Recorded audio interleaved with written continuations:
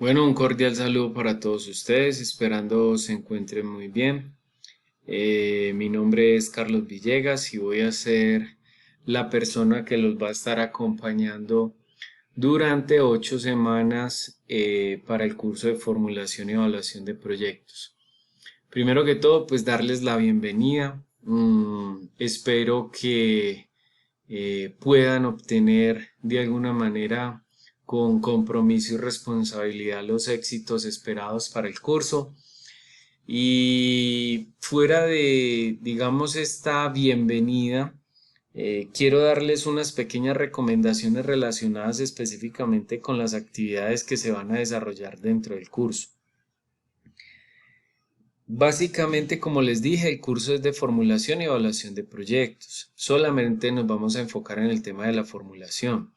Hablar de la formulación especifica de alguna manera desarrollar casi como un anteproyecto de grado, ¿cierto? Y en ese anteproyecto de grado es que vamos a seleccionar una temática principal de su preferencia y con base en esa temática es que vamos a desarrollar toda la formulación. Vamos a generar un proyecto y ese desarrollo de ese proyecto lo vamos a, como les digo, a plasmar durante 8 semanas y lo vamos a hacer por fases. Vamos a hacer 3 entregas.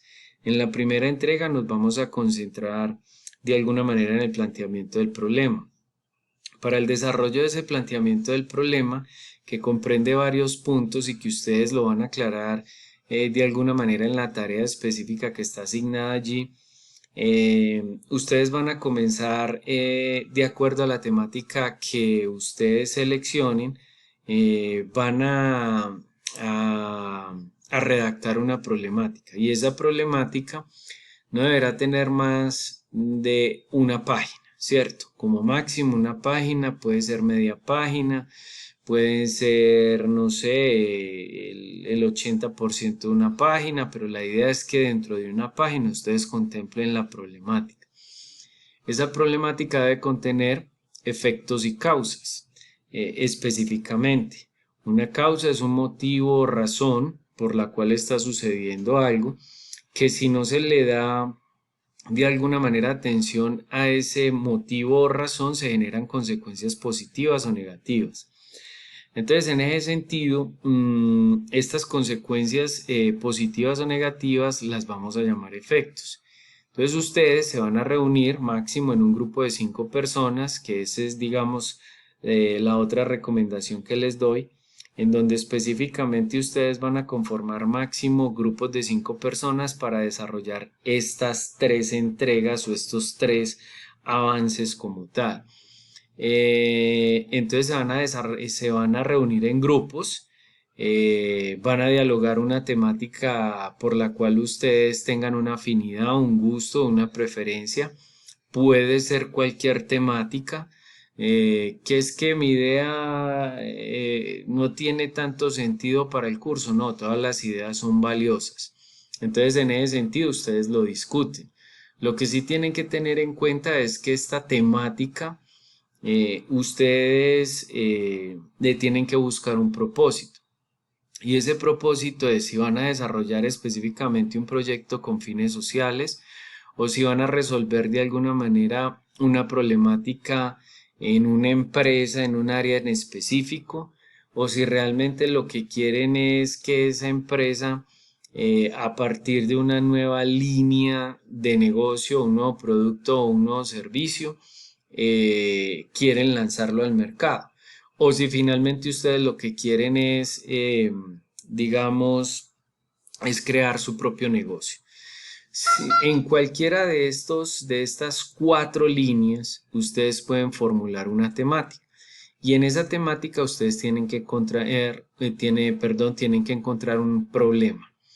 Ese problema, como les digo, deben de tener causas y efectos. Y eso debe estar redactado, como les digo, máximo en una hoja. Cuando ustedes ya tengan lista esa problemática redactada, van a pasar al desarrollo específicamente de lo que se conoce como el árbol del problema. La redacción tiene que tener causas y efectos, y en el árbol del problema, en la mitad del árbol se coloca la problemática central en la parte superior se colocan los efectos o consecuencias y en la parte inferior se colocan las causas. Entonces, una recomendación para que la tengan en cuenta. Si en el problema redactado aparecen unas causas y unos efectos que no aparecen específicamente en el árbol del problema o viceversa, entonces daremos un diagnóstico muy específico donde diremos que no hay coherencia entre lo redactado y lo esquematizado para que lo tengan en cuenta. Otra condición fundamental es que estas problemáticas que ustedes vayan a redactar deben de tener fundamento teórico. Esto quiere decir que las problemáticas tienen que estar sustentadas bajo información de búsqueda e investigación en bases de datos. Dialnet, Redalic, Excielo, las bases de datos institucionales, por ahí les coloco bases de datos del Banco de la República.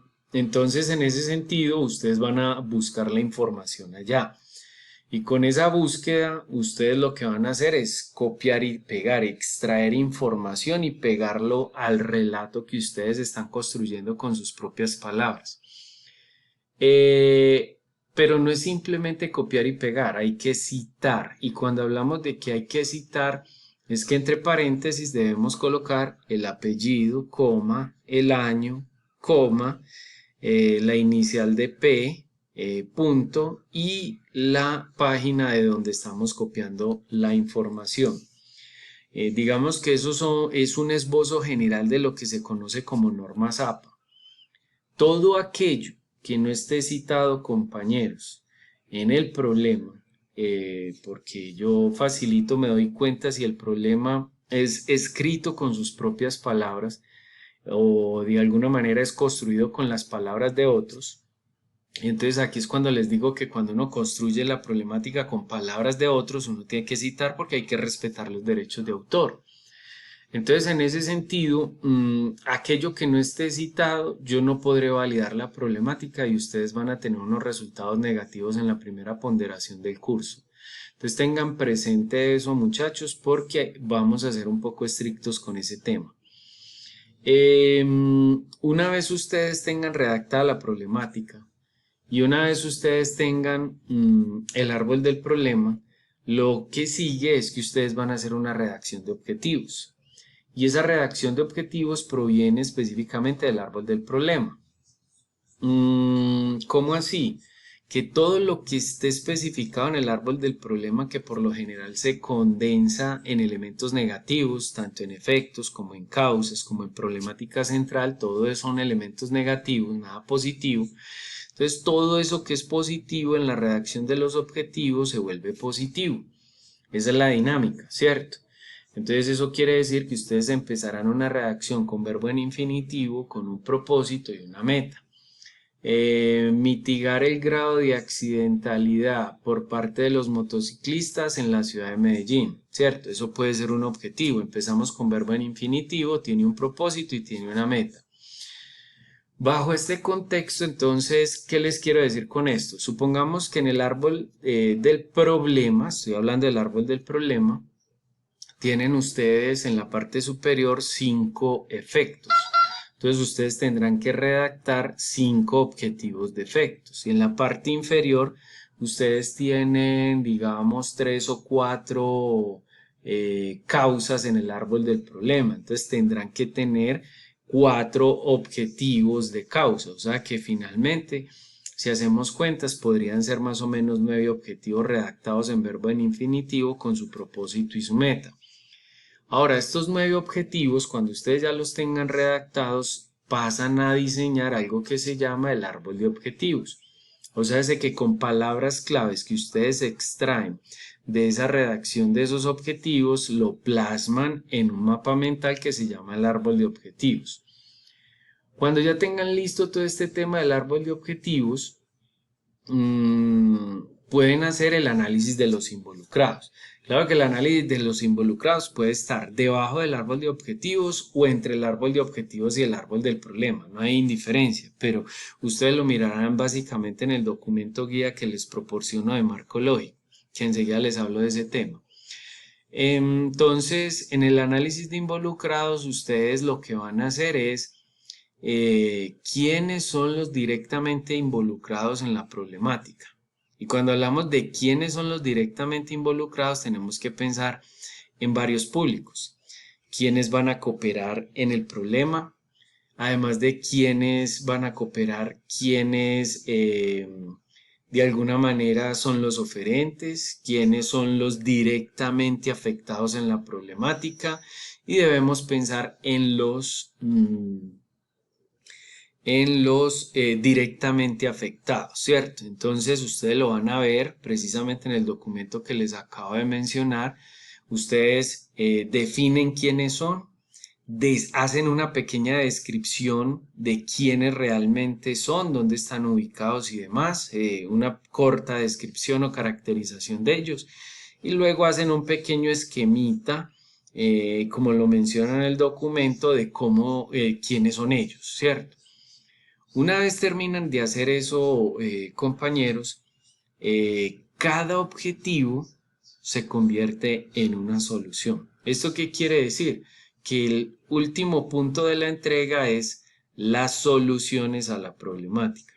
Como los objetivos se convirtieron en positivo, entonces cuando yo les dije, por ejemplo, cuando les di el ejemplo del tema de los motociclistas, uno debería de pensar, bueno, y entonces, ¿cuál es la solución precisamente a este objetivo? Entonces uno pensaría, no, hay que capacitarlos o hay que formarlos. De pronto esa puede ser la primera idea que se nos viene a la cabeza. Si eso es así, ustedes tienen que pensar, bueno, si los vamos a formar con otras personas, otros los van a formar o nosotros los vamos a formar. Si nosotros los vamos a formar, eso significa que de alguna manera lo que vamos a montar es como una academia de formación para temas de tránsito. Si no los vamos a formar, sino que les vamos a dar la potestad a otros para que los formen, entonces en ese sentido se remiten a otra academia, ¿sí o no? Para que los formen. Entonces en ese sentido ustedes tienen que pensar en la solución que de alguna manera está ligado a los objetivos, al árbol de objetivos o a los objetivos que están redactados. O sea que si salieron 9 objetivos de efectos y de causas, a lo mejor van a salir 9 soluciones de efectos y de causas. Y por último, ustedes van a aplicar algo que se llama la matriz de prioridades para escoger la mejor solución. Entonces ahí les coloco más o menos como un videito de cómo se gestiona este tema de la matriz de prioridades. Una vez está organizada la matriz de prioridades, ustedes ponderan matemáticamente, hacen como una evaluación matemática en función de una ponderación y escogen entre comillas la que mayor puntaje tiene, ¿cierto? Entonces en ese sentido esa es la actividad principal, esa es la actividad de la primera entrega, esa es la actividad de la primera entrega. Compañeros, digamos que esto va hasta el 2 de septiembre, esa primera entrega.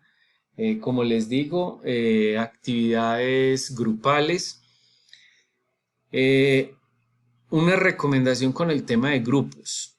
Si alguno de ustedes específicamente se sale del grupo que conformó en estas 8 semanas que vamos a tener de curso, les cuento que le va a tocar hacer el desarrollo del proyecto totalmente individual. No tendrá la posibilidad de retomar otro grupo con su proyecto, no tiene que presentar un proyecto desde cero para que lo tengan en cuenta. Y van a hacer una actividad diagnóstica, que en esa actividad diagnóstica es que ustedes miren de los conocimientos que ya adquirieron, cuáles de esos conocimientos le aportan a la formulación y evaluación de proyectos, la estadística, el mercadeo, y definen por qué y hacen un mapa conceptual, no mapa mental como tal. Entonces esas son las dos actividades centrales. Ahí les manifiesto o les adjunto un documento guía con sus páginas. Este documento tiene ejemplos. El tema, digamos, de asesorías Permítanme, yo les hago un segundo videíto para aclarar estos temas.